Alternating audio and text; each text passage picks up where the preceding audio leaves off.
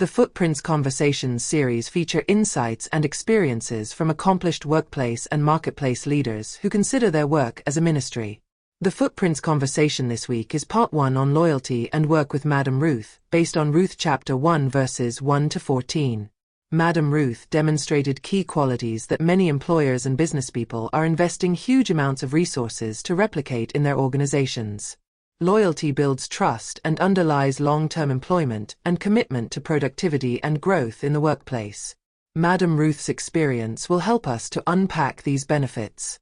Please let's welcome her to the Footprints Conversations.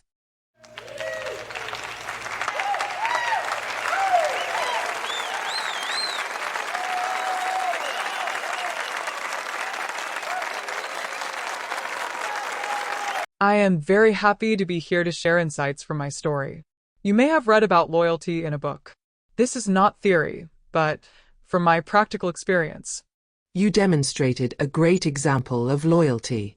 You were a Moabite but chose to find love and community with the Israelites. What was the reason behind this choice? We the Moabites are direct descendants of Lot. Although the Moabites and the Israelites were in constant war with each other, my father-in-law Elimelech and mother-in-law Naomi chose to migrate to Moab to escape the drought and famine in Israel. I fell in love with one of their sons. I also fell in love with their faith, steadfast faithfulness, and commitment to their God. So, although some Moabites and Israelites saw themselves as enemies, you found love and value, right? You are right. It is very important to make your decision not based on what other people think. What others hate could bring love and value to you. Make the effort to discover it yourself. I chose love instead of hate. My husband and I had a great time together before he tragically passed away shortly after his dad and brother. That was a tragic experience. And more so for your mother-in-law who lost a husband and 2 sons. It was like she was completely emptied of her source of livelihood and protection. Such a vulnerable old woman would have been branded as a witch who has killed her husband and sons. Contrary to what others may have seen her, you clung to her. Yes, I did. Just as verse 14 says. Orpah kissed her goodbye, but I clung to her. In fact, I got stuck to her like super glue, never to let her go. Interesting. This defies normal expectations. Often, we see that once a leader loses his or her position, most of the friends and colleagues also leave. Once a husband or wife becomes dependent and vulnerable, the partner leaves for another relationship. We often say, "Poor man, no friend." Contrary to what everybody saw, you stuck to her.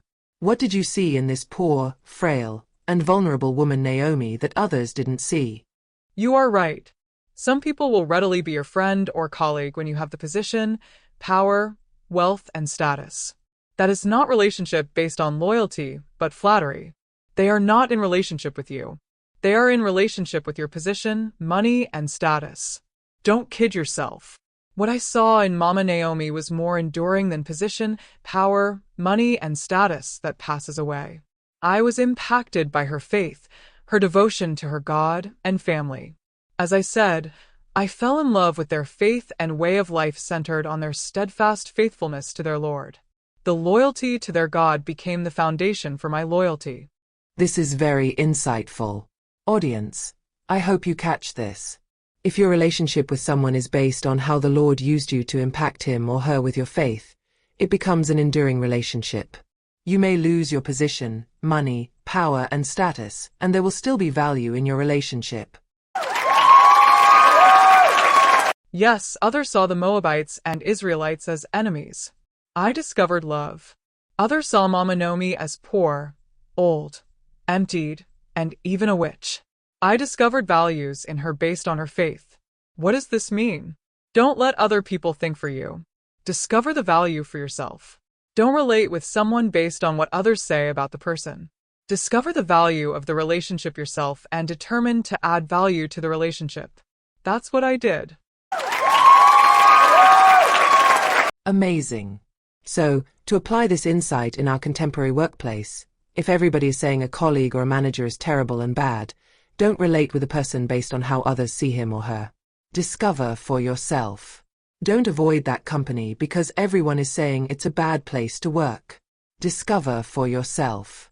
You may discover values that others may have missed or ignored.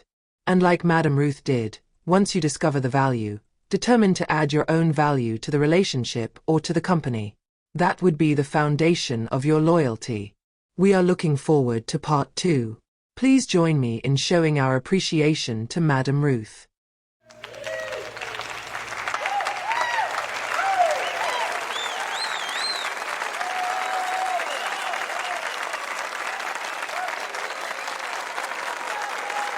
If this Footprints conversation has been a blessing to you, pass it on to be a blessing to others. Are you a believer committed to fulfilling your professional calling at your workplace and marketplace? We have several resources to help you do that. Just subscribe at the YouTube channel for you to receive new resources we create every week. If you have creative arts talents too, get in touch and let us yield it to the Lord to use it to impact lives for His glory.